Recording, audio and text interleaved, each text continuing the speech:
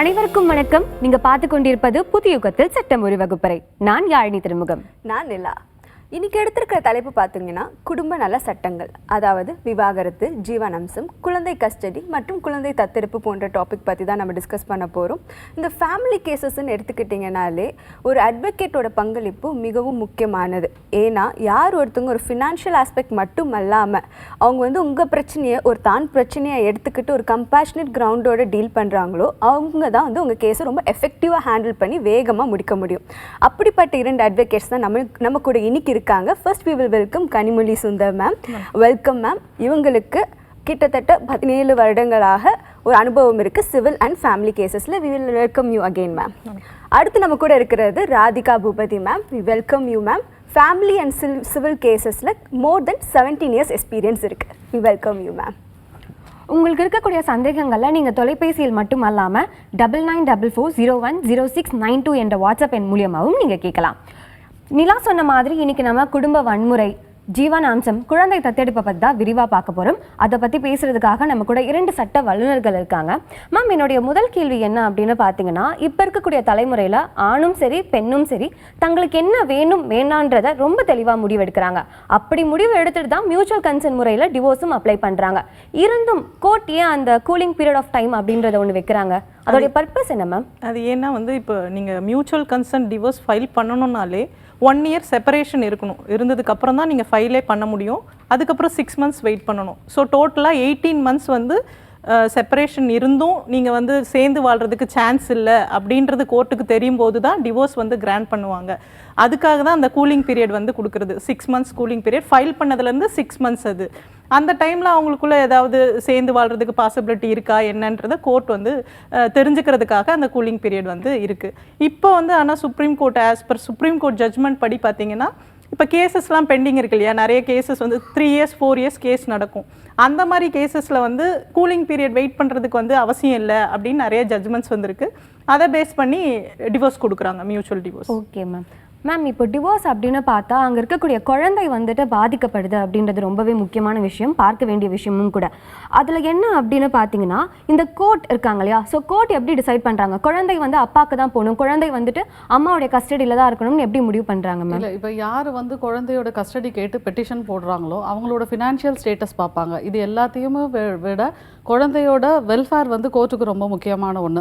அதை தான் கன்சிடர் பண்ணுவாங்க. குழந்தை யார்கிட்ட இருந்தால் குழந்தை நல்ல ஃபினான்ஷியலாகவும் சரி மென்டலாகவும் சரி நல்ல குழந்தை எப்படி அவங்கக்கிட்ட அட்டாச்மெண்ட்டாக இருக்குது, யார்கிட்ட இருந்தால் குழந்தைக்கு நல்லது அப்படிங்கிறது தான் மெயினாக கோர்ட் கன்சிடர் பண்ணுறோம். அதை பேஸ் பண்ணி தான் கஸ்டடி கொடுப்பாங்க. சில கஸ்டடி இப்போ ஏதாவது எய்தர் பேரண்ட்ஸ்க்கு கஸ்டடி கிடைக்காத பட்சத்தில் அவங்களுக்கு விசிட்டேஷன் கோர்ட் கிராண்ட் பண்ணுவாங்க. அப்ரப்டாக இவங்க அப்பாவோ அம்மாவோ குழந்தைய பார்க்கவே கூடாது அப்படின்னு சொல்லி எந்த சட்டமும் சொல்லலை, எந்த கோர்ட்டும் சொல்லாது. ஸோ எய்தர் பேரண்ட்டுக்கு விசிட்டேஷனுக்கான ஆப்பர்ச்சுனிட்டி இருக்குது. ரொம்ப வருஷம் குழந்தைய பார்க்காம இருப்பாங்க. இப்போ அப்பாவோ அம்மாவோ ரொம்ப வருஷம் பிரிஞ்சிருக்காங்க அப்படின்ற பட்சத்தில் குழந்தை யார்கிட்ட இருக்கோ எய்தர் பேரண்ட் குழந்தைய ரொம்ப வருஷம் பார்க்காம இருப்பாங்க. அப்படின்னா அந்த பாண்டிங் கொஞ்சம் கொஞ்சமாக குறைஞ்சி போக வாய்ப்பு இருக்குது. அது இந்த விசிட்டேஷனில் பார்க்க இது வீக்லி ஒன்ஸ் மந்த்லி ட்வைஸ் இந்த மாதிரி விசிட்டேஷன் பார்க்க குழந்தைக்கு அந்த பாண்டு ரீக்ரியேட் ஆகும். அதுக்கப்புறமேட்டுக்கு அவங்க கிளைம் பண்ணலாம், கஸ்டடிக்கோ அல்லது கார்டியன்ஷிப்க்கோ தாராளமாக கிளைம் பண்ணலாம். ரொம்பவே கிளியராக சிம்பிளாக சொன்னீங்க மேம். ஒரு காலர் இருக்காங்க, அவங்க கிட்ட பேசிட்டு வந்துடலாம். வணக்கம். வணக்கம் மேடம், திருச்சியிலிருந்து மீனா. சொல்லுங்க மீனா, உங்களுக்கு என்ன சந்தேகம்? குழந்தை தத்தெடுப்பு பற்றி எனக்கு விரிவாக தெரியணும் மேடம். ரெண்டாவது, நான் குழந்தைக்காக சொல்லுங்க. குழந்தைக்காக எல்லா ஃபார்மாலிட்டியும் முடிச்சு ஒரு 3 வருஷமா வெயிட் பண்றேன். ஓகே. எனக்கு எத்தனை வருஷத்துல இந்த மாதிரி கிடைக்கும் அப்படின்ற ஒரு ஆலோசனை கிடைக்குமா அப்படின்னு. நீங்க ப்ரொசீஜர் எல்லாம் ஃபாலோ பண்ணிட்டீங்க, இன்னும் எத்தனை நாளா கிடைக்கும் அப்படின்னு கேக்குறீங்க? ஆமா. ஓகேமா. அதாவது நீங்க கேரளா ரெஜிஸ்டர் பண்ணிருக்கீங்களாமா? ஆமா மேடம், ரெஜிஸ்டர் பண்ணி 3 years வெயிட் பண்றீங்க. ஆமா மேடம். அதுல சீனியாரிட்டி படி தான் உங்களுக்கு அடாப்ஷன் கொடுப்பாங்க. ஓகேங்களா? உங்களோட ஹோம் விசிட்லாம் நடந்துருச்சா, முடிஞ்சிருச்சா? எல்லாமே முடிஞ்சு மேடம். திருப்பி மறுபடியும் கன்சல்டிங் பண்ணிட்டு இது பண்ணிருக்காங்க, வெயிட் பண்ண சொல்லியிருக்காங்க. ஓகே. அவங்களுக்கு ஏதாவது அந்த மாதிரி திரும்ப தெரிஞ்சுக்கணும் சில விஷயங்கள் அப்படின்னா அந்த மாதிரி ஹோல்ட் பண்ணுவாங்க. இப்போ திரும்பவும் உங்க வீட்டில் விசிட் பண்ணிட்டு உங்ககிட்ட சில விஷயங்கள்லாம் கேட்க வேண்டியது இருந்தால் அதெல்லாம் கேட்டுட்டு அந்த சீனியாரிட்டி படி உங்களுக்கு அடாப்ஷன் கண்டிப்பாக கொடுப்பாங்க. கண்டிப்பா கிடைக்கும். கண்டிப்பா கிடைக்கும், கண்டிப்பா கிடைக்கும். இது எல்லாம் கவர்மெண்ட் என்ன பிரகாரம் எல்லா ப்ரொசீஜரும் பண்ணி தான் மேடம் போயிட்டு இருக்கோம். ஆனா ஒரு 3 வருஷமா வெயிட் பண்றோம். ஆமா, அது கொஞ்சம் டைம் எடுக்கும். ஏன்னா உங்களுக்கு முன்னாடி நிறைய பேர் வந்து ரெஜிஸ்டர் பண்ணியிருப்பாங்க இல்லையா, அதனால வந்து அது டைம் எடுக்கும். அந்த சீனியாரிட்டியில் கண்டிப்பா உங்களுக்கு கிடைக்கும், அதுல உங்களுக்கு டவுட் வேண்டாம். Okay ma'am. அடுத்து இன்னொரு காலரும் இருக்காங்க, அவங்க கிட்ட பேசிடலாம். வணக்கம். ஹலோ, சொல்லுங்க சார், உங்க பெயர், எங்கிருந்து பேசுறீங்க? மேம் என் பேரு குமார், நான் சென்னையில இருந்து பேசுறேன். சொல்லுங்க குமார், உங்களுக்கு என்ன சந்தேகம்? இப்போ வந்து ஒய்ஃப் வந்து பிரிஞ்சு போயிட்டாங்க. ஆக்சுவலா நான் கொஞ்சம் எனக்கு கடன் ஆயிடுச்சு ஒரு 4-5 வருஷத்துக்கு முன்னாடி. ஓகே. இப்போ கடன் ஆயிடுச்சுன்னு சொல்லிட்டு விட்டுட்டு போயிட்டாங்க. பையன் ஒருத்தர் இருக்கான். ஓகே. 5வது படிக்கிறான். ஓகே. இப்போ கடனெல்லாம் அடைச்சாச்சு, திரும்ப கூப்பிட்டாலும் வர மாட்டேங்கிறாங்க. பையனையும் காட்ட மாட்டேங்கிறாங்க. ஓகே. எந்த பதிலும் சொல்ல மாட்டேங்கிறாங்க. ஓகே. ஸோ அந்த கேஸ்ல இப்போ எனக்கு அவங்க வந்து வாழ்ந்தாங்கன்னா நான் வாழறதுக்கு தயாரா இருக்கிறேன். ஓகே. அப்படி எனக்கு வர்றதுக்கு விருப்பம் இல்லைன்னா என்ன அவங்க எதிர்பார்க்கறாங்கங்கிறது தெரிஞ்சுக்கணும். ஏன்னா எனக்கும் வாழ்க்கை போகுது, பையனையும் பார்க்க முடியல, அவன் வாழ்க்கையும் வீணாயிட்டு. இப்போ உங்களுக்கு என்ன பண்ணணும் அப்படின்னு தெரியணும். ஆமா ஆமா. இப்ப இந்த சமயத்துல என்ன பண்ணணும்? இப்ப அவங்க எதுவும் வாழவும் மாட்டேங்கிறாங்க, டைவர்ஸ்ன்னு சொல்ல மாட்டேங்கிறாங்க. இந்த மாதிரி கேஸ்ல நான் டைவர்ஸ் அப்ளை பண்ணனா எந்த மாதிரி அவங்களுக்கு நான் வந்து அலுமினி ஏதாவது கொடுக்கணுமா, அந்த மாதிரி எனக்கு கிளாரிட்டி இல்லை. Okay sir. ஸோ நீங்கள் லீகல் நோட்டீஸ் ஏதாவது அனுப்பியிருக்கீங்களா இதுக்கு முன்னாடியே அவங்கள சேர்ந்து வாழ வர சொல்லி? இது வரைக்கும் எதுவும் பண்ணல. இது வரைக்கும் எதுவும் பண்ணல. உங்களுக்கு அவங்க கூட சேர்ந்து வாழணும்னு என்ன இருந்ததுன்னா நீங்கள் முதல்ல ஒரு வழக்கறிஞர் அறிவிப்பு அனுப்புங்க. அதுக்கப்புறமும் அவங்க வந்து அவங்க சேர்ந்து வாழ வரல அப்படின்னா நீங்கள் தாராளமாக நீதிமன்றத்தை அணுகி அவங்கள சேர்ந்து வாழ வர சொல்லி நீங்கள் மனு தாக்கல் செய்யலாம். அதுலேயே நீங்கள் குழந்தையோட விசிட்டேஷனுக்கோ கஸ்டடிக்கோ நீங்கள் வந்து இன்ட்ரிம் அப்ளிகேஷனும் நீங்கள் ஃபைல் பண்ணலாம். மேம் இதில் அலிமோனி தரணுமா அப்படின்ற மாதிரி கேட்டு ரெஸ்டிடியூஷனுங்கும் போது அலிமோனின்ற கொஷினே வராது. ஃபஸ்ட்டு டிவோர்ஸ் அப்படின்னு நீங்கள் இல்லை அவங்க சேர்ந்து வாழ வரமாட்டேங்கிறாங்க, அவங்க ரொம்ப அடமண்ட்டாக இருக்காங்கன்ற பட்சத்தில் நீங்கள் அது டிவோர்ஸை அப்ளை பண்ணினீங்க அப்படின்னா அவங்க வந்து கேட்கறதுக்கான வாய்ப்புகள் இருக்குது. ஏன்னா குழந்தைய அவங்க தான் கூட வச்சுருக்காங்க. ஸோ அந்த குழந்தைய வளர்க்குறதுக்கான எல்லா விதமான ஃபினான்ஷியல் அசிஸ்டன்ஸும் ஆஸ் அ ஃபாதராக நீங்கள் கொடுத்து தான் ஆகணும். ஸோ அவங்க கேட்குற பட்சத்தில் நீங்கள் அதை டிஃபெண்ட் பண்ணி நீங்கள் கோர்ட்டு என்ன ஆர்டர் போடுதோ அந்த அமௌண்ட்டை நீங்கள் கொடுத்து தான் ஆகணும். Okay ma'am. இன்னொரு காலரும் இருக்காங்க, அவங்க கிட்ட பேசிடலாம். வணக்கம். ஹலோ, வணக்கம் மேடம். வணக்கம் சார், எங்கேருந்து பேசுகிறீங்க? திண்டிவனத்தில் வந்து பேசுகிறேன் மேடம். சொல்லுங்கள் சார், உங்களுக்கு என்ன சந்தேகம்? ஒய்ஃப் பொறுத்தவரைங்க நாங்கள் பிரிஞ்சு 2 வருஷமாக பிரிஞ்சிருக்கோம். ஓகே. எங்களுக்கு மேரேஜ் ஆகி 5 வருஷம் ஆகுது, குழந்தை இல்லை இது வரைக்கும். ஓகே. ட்ரீட்மெண்ட் எல்லா ட்ரீட்மெண்ட்டும் பார்த்தா இந்த ட்ரீட்மெண்ட் அவங்களுக்கு சரி வரல. அவங்களுக்கு கொஞ்சம் உடம்பு ரீதியாக பிரச்சனை இருக்குது. ஓகே. சுகர் தைராய்டு பிரச்சனை, இருக்கு. எந்த ட்ரீட்மெண்ட்டுக்கும் இது வரை சரி வரல. டைவர்ஸுக்கு அப்ளை பண்ணலான்னு பார்க்குறோம், அவங்க டைவர்ஸ் கொடுக்க மாட்டேன்றாங்க. ஓகே. எப்படி நாங்கள் பண்ணலாம் மேடம்? இல்லை, இப்போ நீங்கள் டிவோர்ஸ் வந்து அப்ளை பண்ணிட்டீங்களா இல்லை இனிமே தான் அப்ளை பண்ண போகிறீங்களா? இனிமேல் தான் அப்ளை பண்ணணும். 2 வருஷம் ஆகுது, ஆனால் தெரிஞ்சு இன்னும் நாங்கள் அப்ளை பண்ணலாம். நீங்கள் முதல்ல வந்து டிவோர்ஸ் அப்ளை பண்ணுங்கள், ஓகேங்களா? அவங்க அதில் வந்து என்ன சொல்கிறாங்க அப்படிங்கிறது, என்ன டிஃபெண்ட் பண்ணுறாங்களா இல்லை எனக்கும் டிவோர்ஸ் வேணும்னு கேட்குறாங்களா அப்படிங்கிறது நீங்கள் கோர்ட்டுக்கு போனால் தான் தெரியும், ஓகேங்களா? நீங்கள் போயிட்டு இந்த மாதிரி அவங்களுக்கு உடல் ரீதியாக பிரச்சனை இருக்குது அதெல்லாம் சொல்கிறீங்க இல்லையா, அதெல்லாம் சொல்லி உங்கள் மனுவை தாக்கல் பண்ணணும், விவாகரத்து வேணும் அப்படின்னு சொல்லி கேட்டு. அதுக்கப்புறம் அவங்க அதுக்கு எப்படி ரியாக்ட் பண்ணுறாங்கன்றது கோர்ட்டில் தான் நமக்கு தெரியும். அவங்களும் சம்டைம்ஸ் நானும் டிவோர்ஸ் கொடுக்குறேன் அப்படின்னு சொல்லலாம், இல்ல அவங்க கொடுக்க மாட்டேன்றாங்க. அப்படி இருக்கும்போது நீங்க டிவோர்ஸ் கேஸ் ஃபைல் பண்ணி நீங்க கண்டெஸ்ட் பண்ணி உங்களுக்கு ஆர்டர் வாங்கிக்கலாம். நீங்க அதுக்காக வெயிட் பண்ண வேண்டியதில்லை, அவங்க கொடுக்க மாட்டேங்கிறாங்க அப்படின்னு வெயிட் பண்ண வேண்டியதில்லை. நமக்கு என்ன வேணுமோ அது அந்த பரிகாரத்தை வந்து நம்ம கோர்ட்ல கேட்கலாம். அடுத்து இன்னொரு காலரும் இருக்காங்க. வணக்கம். ஹலோ, சொல்லுங்க சார், உங்களுக்கு என்ன சந்தேகம்?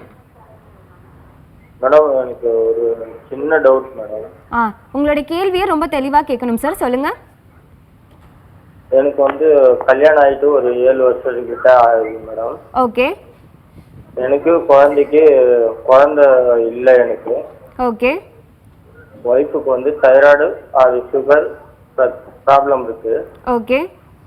அதனால குழந்தை இல்லாததுனால இப்ப நான் என் ஒய்ஃபோட அக்கா பேத்திய நான் தத்தெடுக்கிறேன் பேரனை. ஓகே. இதனால எனக்கு எதனா ஒரு பிரச்சனை வருமா? Okay sir. இதுக்கு நான் என்ன செய்யலாம் அப்படின்னு கேட்குறேன். ப்ரொசீஜர் கேக்குறீங்க? ஆமா. Okay sir. இது நீங்க உங்க மனைவியோட சம்மதத்தோட எடுக்கிறீங்களா இல்ல அவங்க சம்மதம் இல்லாம எடுக்கிறீங்களா? இல்ல மேடம், ஃபுல்லாக எல்லாரோட சம்மதத்தோட தான் எடுக்கிறேன். அப்போ நீங்கள் வந்து ரெஜிஸ்டர் ஃபஸ்ட்டு பண்ணணும். நீங்கள் ரிலேட்டிவில் தத்தெடுக்கிறீங்க அப்படின்னா நீங்கள் வந்து ப்ராப்பராக ரெஜிஸ்டர் பண்ணி அதுக்கப்புறம் தான் நீங்கள் தத்தெடுக்க முடியும். மேம் அந்த ப்ரொசீஜரை எக்ஸ்பிளைன் பண்ண முடியுமா? ஏற்கனவே சொன்ன மாதிரி கெரால தான் நீங்கள் ரெஜிஸ்டர் பண்ணணும். சேம் ப்ரொசீஜர் தான். Okay ma'am. இன்னொரு காலர் இருக்காங்க, அவங்க கிட்ட பேசிடலாம். வணக்கம் மேடம். வணக்கம் மேடம். எங்க இருந்து பேசுறீங்க? உங்களுக்கு என்ன சந்தேகம்? மேடம் ஈரோட்ல இருந்து பேசுறேன் மேடம். ஓகே. இப்ப மேரேஜ் ஆகி பொண்ணை சண்டை போட்டுட்டு அவங்க வீட்டுக்கு போயிட்டா. ஓகே. இப்ப வீட்டுக்கு கூப்பிட்டா வர மாட்டேங்கிறா. ஓகே. மந்த்லி 20,000 அவங்க வீட்டுக்கு மெயின்டெனன்ஸ் வேணும். ஓகே. அப்பதான் நான் வீட்டுக்கு வருவேன்னு சொல்றா. ஓகே. இதுல உங்களுடைய சந்தேகம் என்ன சார்? இப்போ திருப்பி வர மாட்டேங்கிறா மேடம். கூப்பிட்டா 6 மாசம் ஆச்சு. ஓகே. வழக்கறிஞர் கேள்வி கேட்பாங்க, அதுக்கான பதிலை நீங்க சொல்லலாம். இப்போ அவங்க அவங்க பேரண்ட்ஸ் வீட்டுக்கு போயிட்டாங்கன்னு சொல்றீங்களா? ஆமா மேடம். போயிட்டு அவங்க மெயின்டெனன்ஸ் கேஸ் ஃபைல் பண்ணியிருக்காங்களா? இல்ல மேடம், எதுவும் ஃபைல் பண்ணல. ஓரலா தான் பேசிட்டு இருக்காங்க. ஓரலா உங்களுக்கு 20,000 கொடுத்தாதான் நான் வீட்டுக்கு திரும்ப வருவேன் அப்படின்னு சொல்றாங்களா? ஓகே. இதுல உங்களோட இது என்ன? அவங்க ஃபேமிலியை ரன் பண்றதுக்காக பணம் கேட்கறாங்க, நீங்க கொடுக்கணும்னு விருப்பப்படுறீங்களா இல்லையா? இல்ல மேடம், அது என்னால முடியாது மேடம். அப்ப நீங்க அது முடியாதுன்னு அவங்க கிட்ட சொல்லிட்டு அடுத்து உங்களுக்கு என்ன வேணுமோ அதை நீங்க நீதிமன்றத்துல தான் கேட்கணும். அவங்க இப்ப சேர்ந்து வாழ வர மாட்டேங்கிறாங்க இல்லையா? நீங்க கேஸ் ஃபைல் பண்ணி அவங்கள சேர்ந்து வாழ வர்றதுக்கு கோர்ட்ல கேஸ் ஃபைல் பண்ணலாம். ஓகேங்களா? நீங்க ஃபைல் பண்ணி அவங்கள என் கூட சேர்ந்து வாழ சொல்லுங்க அப்படின்னு சொல்லி கேட்கலாம். Okay madam. ஓகேங்களா? Okay ma'am. அடுத்ததும் இன்னொரு கால் இருக்கு, பேசிடலாம். வணக்கம். ஹலோ, சொல்லுங்க சார், எங்க இருந்து பேசுறீங்க? வணக்கம். தஞ்சாவூர் மாவட்டம் ஐயம்பேட்டில இருந்து கவிதைராஜ் பேசுறேன். சொல்லுங்க சார், உங்களுக்கான சந்தேகம். வணக்கங்க. இப்போ பாத்தீங்கன்னா நிறைய பேர் கூட்டு குடும்பத்துல இருக்க விருப்பப்பட மாட்டேங்கிறாங்க. அதாவது பெற்றோர்கள் நல்லதுக்கு தான் சொல்றாங்க. அதை தன்னுடைய விருப்பத்துக்கு மாறா அவங்க செயல்படும் பொழுது கூட்டு குடும்பமா இல்லாத பட்சத்துல கண்டிப்பா நம்ம வேற வீட்டுக்கு போய் ஆகணும், ஒரு கொஞ்சம் கூட டைம் கொடுக்காம நம்ம அடுத்த வீடு பார்த்து தான் நம்ம வாழணும் அப்படிங்கிட்டு சொல்லி கட்டாயப்படுத்தி சண்டை போடுறதுனாலதான் நிறைய இடத்துல பாத்தீங்கன்னா இன்னைக்கு கூட்டு குடும்பம் குறைஞ்சி தனி வீடு ஆயிடுச்சுங்க. அங்கேயும் போனா பாத்தீங்கன்னா சொந்தக்காரங்க வரக்கூடாது, அவங்க வரக்கூடாது, இவங்க கூடாது, தனிமையில தான் இருக்கணும் அப்படிங்கிற பிரச்சனை, யாருமே இருக்கக்கூடாது அப்படிங்கிற பிரச்சனை தான் பெரும்பாலும் விவாதங்கள் நடக்குது. இந்த மாதிரி சூழ்நிலை இதை தடுக்கிறதுக்கு நம்ம என்ன பண்ணணும்னு சொல்லுங்க. இது உங்களோட பொதுப்படையான கேள்வி. இது எல்லாத்துக்கும் பொருந்தாது. நிறைய இன்னும் கூட்டு குடும்பத்தில் இருக்கிறவங்களும் இருக்கிறாங்க. அந்த மாதிரியில் இது காரணம் இது ஒரு ரொம்ப பெரிய வாஸ்ட் சப்ஜெக்ட் அவர் கேட்குறது. இதுக்குன்னு ஒரு தனியாக விவாத மேடை தான் வைக்கணும். அது ஒவ்வொருத்தரும் ஒவ்வொருடைய குடும்ப சூழ்நிலையை பொறுத்தது, அவங்க எதிர்கொள்கிற பிரச்சனைகளை பொறுத்தது தான் அவங்க யாருமே வெளியில் போகணும்னு யாரும் விருப்பப்படுறதில்ல. அவங்க வாழ்ந்த சூழ்நிலை, அவங்க புகுந்த வீட்டுக்கு வரும்போது அந்த சூழ்நிலை வேறையாக இருக்கும்போது அதை அட்ஜஸ்ட் பண்ணிக்க முடியாத காரணத்தினால தானே அவங்க வெளியில் போகிறாங்க. ஸோ இது எல்லா வீட்லேயும் நடக்குதுன்னு சொல்லவே முடியாது. இது ஒரு பொதுப்படையான கேள்வி அவர் கேட்குறது. இதுக்கு தனியாக தான் பதில் சொல்லணும். Okay ma'am. ஒரு ப்ரீ மேரிட்டல் கவுன்சிலிங்கில் ஒரு பாயாகவும் இருக்கட்டும், boy family as well as girl family ரெண்டு பேருக்குமே ஒரு ப்ரீ மேரிட்டல் கவுன்சிலிங் நடத்துறது நல்லதா? அது எப்படி கொண்டு போகலாம்ங்கிறத கொஞ்சம் சொல்லுங்க மேம். ஆமாம், கண்டிப்பாக. நம்ம லாஸ்ட் டைம் பேசின மாதிரி இது ரொம்ப நல்ல விஷயம். ப்ரீ மேரிட்டல் கவுன்சிலிங்னு ஒன்று இருக்கும்போது நம்ம தெரிஞ்சுக்கலாம் நம்ம பார்ட்னர், அதாவது ஃப்யூச்சர் பார்ட்னர் எப்படி இருக்காரு, அவருக்கு என்ன பிடிக்கும், நமக்கு என்ன பிடிக்கும், அது அவர் தெரிஞ்சுக்கிறதுக்கு வாய்ப்பு இருக்குது. இன்கேஸ் அவங்களுக்குள்ளே ஒத்து வரலைன்னா அது அந்த இடத்துல பிரேக் பண்ணுறதுக்கு உங்களுக்கு ஒரு ஆப்ஷன் இருக்குது. எல்லாத்தையும் முடிச்சுட்டு நீங்கள் அதுக்கப்புறம் டிவோர்ஸ்ன்னு போகிறது ரெண்டு பேர் ஃபேமிலிலையும் ஹர்ட் ஆவாங்க. அந்த விஷயங்கள்லாம் இருக்கும்போது நம்ம ப்ரீ மேரிட்டல் கவுன்சிலிங்னு ஒன்று இருக்கிறதுனால நமக்கு முன்னாடியே எல்லாமே அந்த கம்பேட்டபிலிட்டியை நம்ம தெரிஞ்சுக்கிறதுக்கு ஒரு நல்ல வாய்ப்பு. அப்படி இருக்கிறது இப்போ நிறைய அது மாதிரி வந்துட்டுருக்கு. அது மாதிரி போகிறது நல்ல விஷயம். ஓகே, ஆக்சுவலாக அதை பற்றி தெளிவாக பேசலாம் மேம். ஒரு காலர் ஒருத்தவங்க லைனில் இருக்காங்க. வணக்கம். வணக்கம். வணக்கம், எங்கேருந்து பேசுகிறீங்க? திருப்பூர் சிவகங்கை மாவட்டத்திலிருந்து பேசுகிறேன் மேடம். ஓகே மேம், உங்களுடைய சந்தேகம் என்ன? பையனுக்கு கல்யாணம் பண்ணணும். ஓகே. ஐடில வேலை பார்க்குற பொண்ணுன்னு எல்லாம் சம்பாதிச்சுட்டே வந்தாங்க மேடம். தொடர்ந்து பேசுங்கம்மா. எல்லாம் சம்பாதிச்சுட்டே வந்தாங்க. ஓகே. ஆமா, எல்லாத்துக்கும் முதல்ல என் மையத்தை குறைச்சிட்டே சம்பளம் வாங்குற, போடா உன்னோட வாழ முடியாதுன்னு சொல்லிட்டு வரமாட்டேன்டா. எவ்வளவோ கேட்டு பார்த்துட்டாப்ல என் பையன், உன் கூட வாழ முடியாது, நீ என்னைய கட்டில கம்மியாக சம்பளம் வாங்குற, நான் 1 லட்சத்துக்கு மேலே வாங்குறேன்டான்ட்டு போயிட்டாப்ல. ஓகே, உங்களோட சந்தேகம் என்னம்மா இதில்? என்னோட சந்தேகம், கோர்ட்ல கேஸ் நடந்து ஒரு கேஸே இதாயிருச்சு. ஓகே. இப்போ திருப்பி ஒருக்கா நாங்கள் வந்து கேஸ் போட்டிருக்கோம். இந்த 7 பேர் மேலே கம்ப்ளைண்ட் கொடுத்து வரதட்சணை சொல்லி போய் கம்ப்ளைண்ட் கொடுத்து நான் சமைச்சு கொடுத்தேன். ஒரு வேளோட எனக்கு மருமக சமைச்சு கூட போடலை. ஓகே. நான் சமைச்சு கமிச்சு எல்லாமே கொடுத்து எல்லாமே நான் செஞ்சேன்.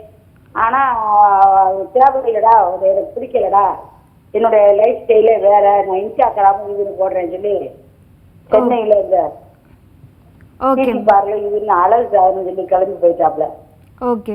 இதுக்கு நம்ம வழக்கறிஞர்கள் பதில் சொல்லுவாங்க. இப்போ நீங்க என்ன வழக்கு தாக்கல் பண்ணிருக்கீங்கம்மா? இது கேஸ் இதே இருக்கு, கைவரிசைக்கு வச்சு அப்ளை பண்றோம் வச்சிருக்கோம். உங்க மகன் பண்ணிருக்காரா இல்ல அவங்க மருமகள் பண்ணிருக்காங்களா? மயம் பண்ணிருக்காப்ல. ஓகே. அதுல அவங்க வந்து அப்பியர் ஆயிட்டாங்களா?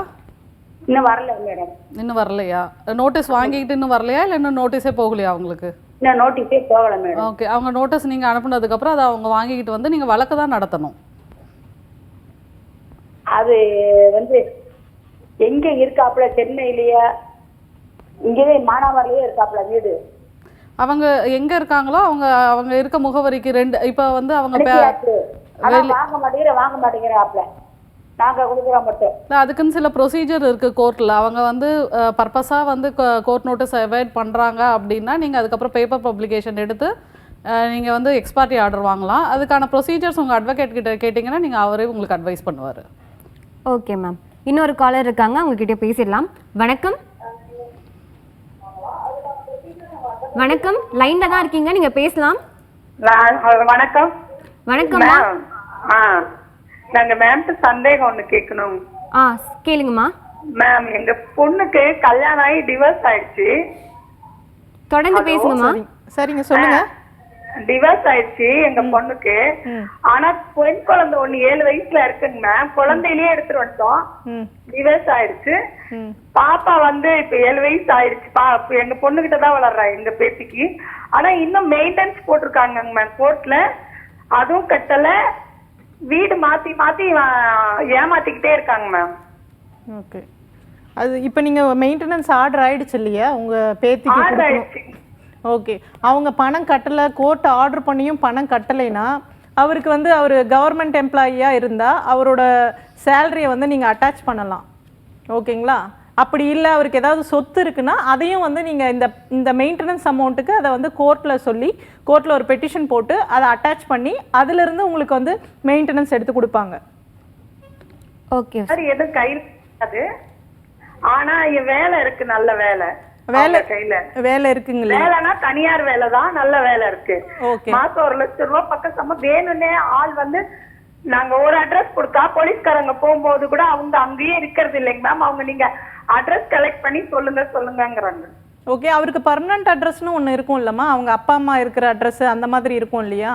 அவங்களும் வந்து அவங்க அக்கா வீட்டுக்கு போயிட்டாங்க. அதனால அவங்க அந்த இங்க இல்லன்னு சொல்லிட்டாங்க. அம்மா அப்பா இல்ல, பையன்கிட்டே இல்ல, தனியா போயிட்டாங்க.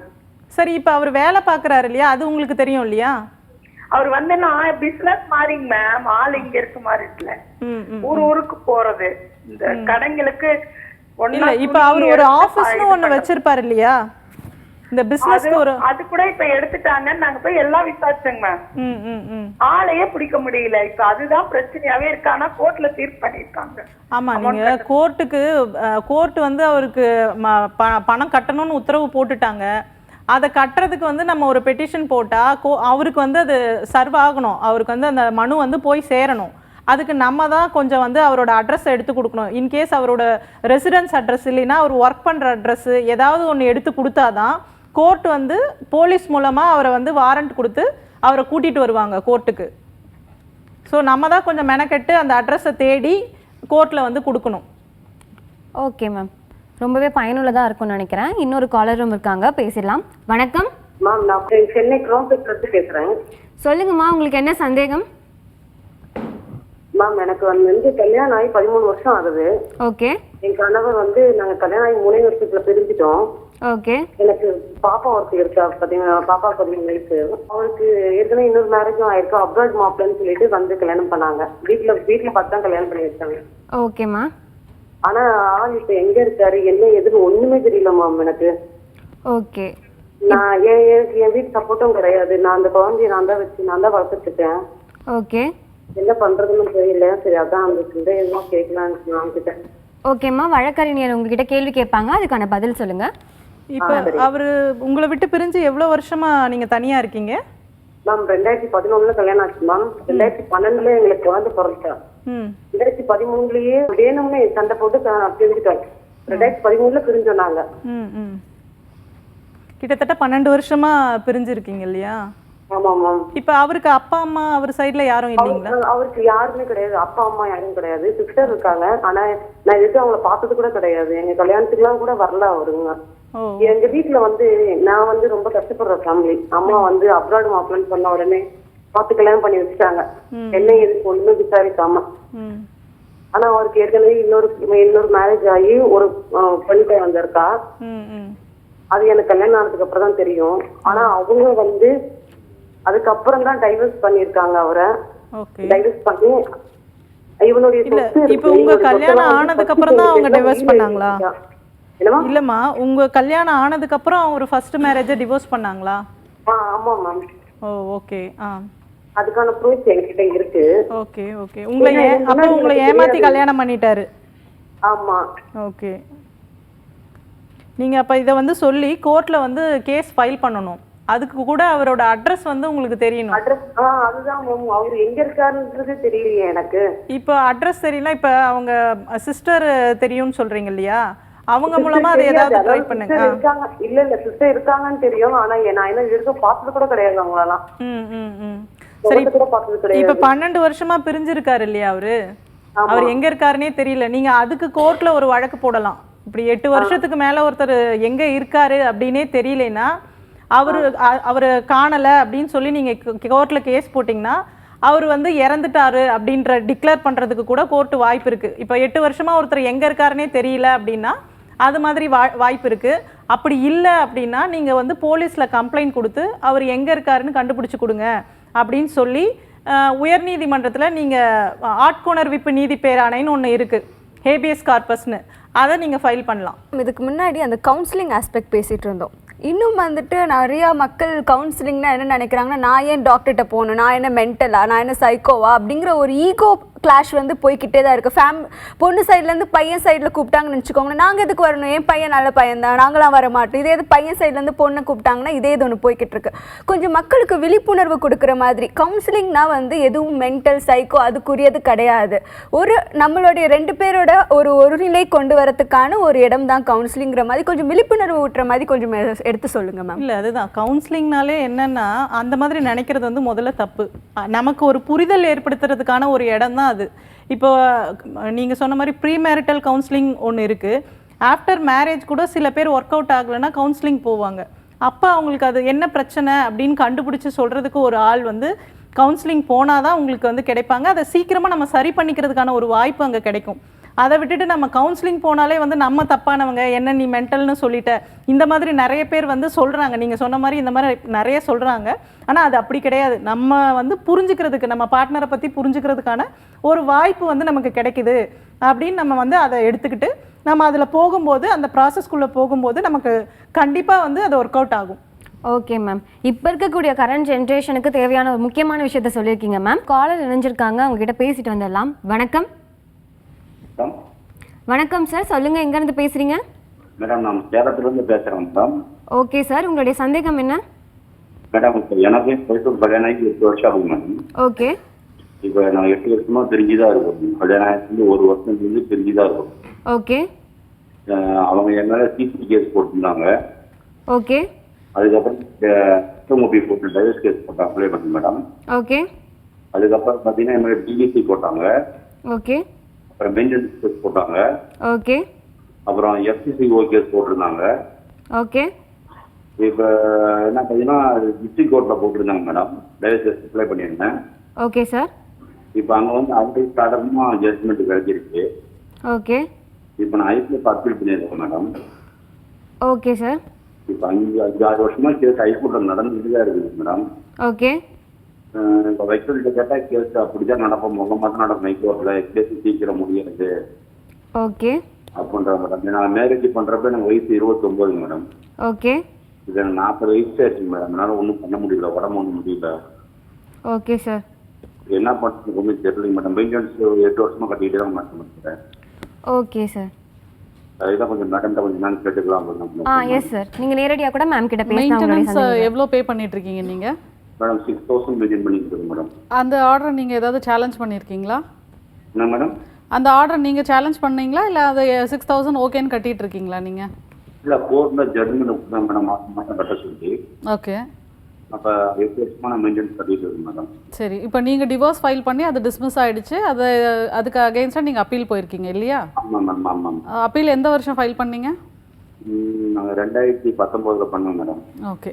இது மாதிரி நிறைய வழக்குகள் இருக்கிறதுனால கோர்ட்டும் வந்து எல்லா கேசஸையும் அக்காமடேட் பண்ணிக்கிட்டு தான் இருக்காங்க.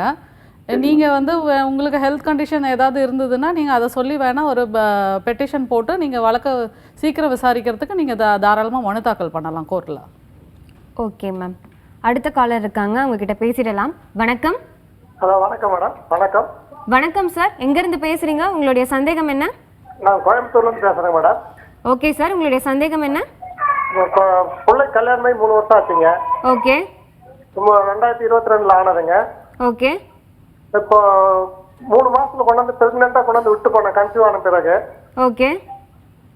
வந்து குழந்தையும் பார்க்கல, பேரண்ட்ஸ் கிட்ட தான் இருக்குங்க குழந்தை. ஓகே. குழந்தைக்கு 2 வருஷம் ஆச்சுங்க. அவன் வந்து பார்க்கறது இல்லை பேசுறது இல்லை. நான் இப்போ டைவர்ஸ் வேணும்னு சொல்லி அப்ளை பண்றேங்க. அவங்ககிட்ட மெயின்டெனன்ஸ் சார்ஜ் வாங்க முடியுங்களா? Okay sir. கண்டிப்பாக சார். நீங்கள் குழந்தைக்கும் சரி உங்கள் பொண்ணுக்கும் வந்து நீங்கள் மெயின்டெனன்ஸ் கேட்கலாம். உங்கள் மகள் வந்து ஏதாவது வேலை செய்கிறாங்களா இல்லை? இல்லை, வீட்டில்.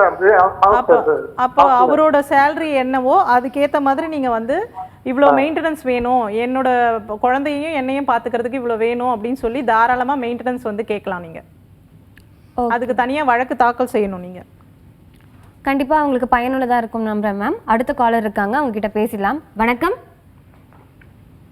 ஹலோ, சொல்லுங்க சார், உங்க பெயர் எங்கேருந்து பேசுறீங்க? மேடம் நான் மதுரையில இருந்து பேசுறேன் மேடம். சொல்லுங்க சார், உங்களுக்கு என்ன சந்தேகம்? மேடம் என்னோட ஒய்ஃப் வந்து 4 இயர்ஸ் மேரேஜ் ஆச்சு. ஓகே. 1 இயர்லயே வந்து அவங்க பிரிஞ்சு போயிட்டாங்க. என்னோட லைஃப் வந்து கண்டினியூ பண்ண முடியாதுன்னு சொல்லிட்டு. ஓகே. ஸோ அதுக்கப்புறம் நான் கூப்பிட்டு பார்த்தேன், வரல. ஸோ வந்து சேர்ந்து வாழணும்னு HMOP ஃபைல் பண்ணேன் கோர்ட்ல, டிஸ்ட்ரிக்ட் கோர்ட்ல. ஸோ அது என்னாச்சுன்னா அவங்க வீட்டில் வந்து அந்த நோட்டீஸ் ரிசீவ் பண்ணவே இல்லை. ஸோ அவங்க அண்ணன் வந்து கொஞ்சம் வாங்காம அந்த மாதிரி பண்ணி ரிசீவ் பண்ணாமலே இருந்து என்னோட கேஸ் வந்து டிஸ்மிஸ் ஆயிருச்சு அவங்க வரல அப்படின்னு சொல்லி. ஓகே. ஸோ அதுமே நான் சேர்ந்து வாழணும்னு ரீசன் போட்டதுமே வந்துட்டு அவங்க வந்து ஒர்க் பண்ணி அங்க வெளியூர் போயிட்டாங்க அப்படின்ற மாதிரி ரீசன்ல டிஸ்மிஸ் ஆயிடுச்சு. ஓகே. அதுக்கப்புறம் அந்த டிஸ்மிஸ் ஆனதுக்கப்புறம் என் மேல வந்து டொமஸ்டிக் வயலன்ஸ் மாதிரி கொடுத்தாங்க. ஓகே. ஸோ அப்போ வந்து ஃபேமிலி வெல்ஃபேர் என்னை கூப்பிட்டு என்கொயரி பண்ணதுல என் மேல எந்த மிஸ்டேக்கும் இல்லை, சேர்ந்து வாழமான்னு சொன்னப்போ அவங்க வந்து இல்லை என்னால சேர்ந்து வாழ முடியாது, நான் வேற லைஃப் பார்க்க போறேன், வேற அலைன்ஸ் பார்த்துட்டு இருக்காங்கன்னு சொல்லி சொன்னாங்க. ஓகே. ஸோ அதுக்கப்புறம் நீங்க கோர்ட்ல பாத்துக்கோங்கன்னு சொல்லி கோர்ட்டுக்கு ஃபார்வர்ட் பண்ணாங்க. அவங்க அதுக்கப்புறம் அந்த கேஸும் கோர்ட்டுக்கு வரவே இல்லை. ஓகே. ஸோ இப்போ நான் வந்து டிவோர்ஸ் ஃபைல் பண்ணி திரும்ப பண்ணலாமா மேடம்? அது சஜஷன் கேட்கறதுக்கு தான் கால் பண்ணேன். ஓகே, தாராளமாக பண்ணலாம். நீங்கள் இப்போ எத்தனை வருஷமாக பிரிஞ்சு இருக்கிறதா சொன்னீங்க? 3 இயர்ஸாக பிரிஞ்சிட்டோம். ஓகே, நீங்கள் அந்த கிரவுண்ட்லேயே கூட நீங்கள் வந்து டிவோர்ஸ் ஃபைல் பண்ணலாம். ஏன்னா 2 இயர்ஸ்க்கு மேலே செப்பரேஷன் இருந்ததுனாலே டெசஷன் கிரவுண்டில் தாராளமாக டிவோர்ஸ் ஃபைல் பண்ணலாம். மேம் எனக்கு என்ன டவுட்னா, லாஸ்ட் டைம் ஆன மாதிரி அவங்க நோட்டீஸ் கண்டிப்பா இந்த தடவையும் வாங்க மாட்டாங்க, ரிசீவ் பண்ண மாட்டாங்க, வரவும் மாட்டாங்க. ஸோ அந்த பட்சத்துல எனக்கு வந்து பாசிட்டிவா கிடைக்குமா மேடம்? இல்லை, நோட்டீஸ் வாங்கிக்கிட்டு அவங்க வரல அப்படின்னா எக்ஸ்பார்ட்டி தான் பண்ணுவாங்க. எக்ஸ்பார்ட்டி பண்ணி உங்களுக்கு டிவோர்ஸ் கிராண்ட் பண்ணுவாங்க. ஓகே. இல்ல ஆனா நோட்டீஸ் என்ன அவங்க ரிசீவ் ரீசன்னால பண்ணலனா உங்களோட மேடம் ரெஸ்டிடியூஷன் டிஸ்மிஸ் ஆச்சுன்னு தெரியல. ஓகே. பட் நோட்டீஸ் வாங்கிக்கிட்டு இல்லை நோட்டீஸை பர்பஸாக அவங்க எவேட் பண்ணுறாங்கன்னா அதுக்கான ப்ரொசீஜர்ஸ் இருக்குது. அந்த ப்ரொசீஜர் எல்லாம் ஃபாலோ பண்ணி அதுக்கப்புறமேட்டுக்கு அவங்களை எக்ஸ்பார்ட்டி பண்ணுறதுக்கான சான்சஸ் நிறைய இருக்குது. ஓகே, தாராளமாக ஃபைல் பண்ணலாம். ரொம்பவே தெளிவாக சொன்னீங்க மேம். இன்னொரு காலர் இருக்காங்க, அவங்க கிட்ட பேசிடலாம். வணக்கம். வணக்கம். வணக்கம் சார், எங்கேருந்து பேசுகிறீங்க? நான் பெங்களூருமா. ஓகே சார், உங்களுக்கு என்ன சந்தேகம்? சந்தேகம்னாக்கா அது டைவர்ஸ் வாங்கிட்டாங்க. ஓகே. வாங்கி ஒரு 2005 மாதம் ஆச்சு. 2ஆம் மாதம் ஜனவரி பிப்ரவரி 2ஆம் மாதம் வாங்கிட்டாங்க. வேற கல்யாணம் பண்ணிட்டாங்க. ஓகே. இப்போ எனக்கு எதனா தொந்தரவு வருமா என்ன? இது அந்த டைவர்ஸ் எனக்கு ஜெராக்ஸ் உங்களுக்கு இல்லை. ஓகே. இப்போ எப்படி என்ன பண்ணுறதுன்னு எனக்கு ஒன்றும் புரியல. ஓகே, உங்களுக்கு ஃபியூச்சரில் பிரச்சனை வருமான்னு கேட்குறீங்க? ஆமாம். ஓகேவா. இப்போ உங்கள் ஒய்ஃப் ஃபைல் பண்ணி டிவோர்ஸ் வாங்கியிருக்காங்களா? ஆமாம்மா, அவங்க தான் ஃபைல் பண்ணி. ஓகே. நீங்கள் கோர்ட்டுக்கு போய் அப்பியர் ஆகலைங்களா? ஆமா ரெண்டு வாட்டி போகாம. ஓகே, அந்த நம்பர்லாம் உங்ககிட்ட இருக்கு இல்லையா? கேஸ் நம்பர்லாம் இருக்கு இல்லையா? இல்லம்மா, அவன்கிட்ட எதுவும் இல்லம்மா. எல்லாம் அவங்களே இது பண்ணிட்டாங்கம்மா. இல்ல, நீங்க எந்த டைம்ல போனீங்க என்னன்றது உங்களுக்கு தெரியும் இல்லையா? குறிச்சு வச்சிருப்பீங்க இல்லையா?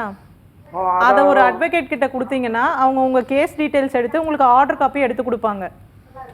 அந்த ஆர்டர் காப்பி வச்சு இப்போ அவங்க மேரேஜ் பண்ணிட்டாங்க இல்லையா, செகண்ட் மேரேஜ்.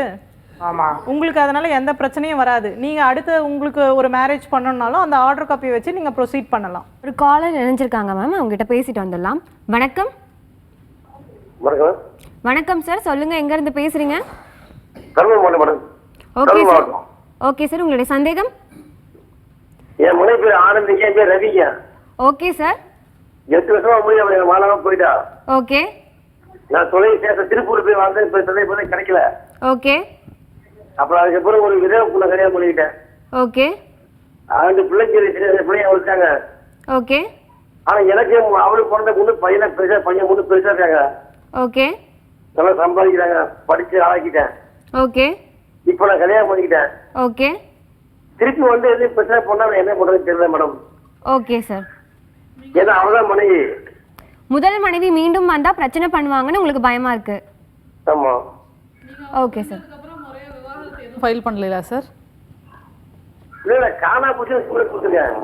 சரி, கம்ப்ளைண்ட் கொடுத்தீங்க, அதுக்கப்புறமேட்டு அவங்களுக்கு தேடுறதுக்கான என்னென்ன முயற்சிகளை மேற்கொண்டீங்க நீங்க? ஸ்டேஷன்ல வந்து கம்ப்ளைண்ட் கொடுத்தேன்.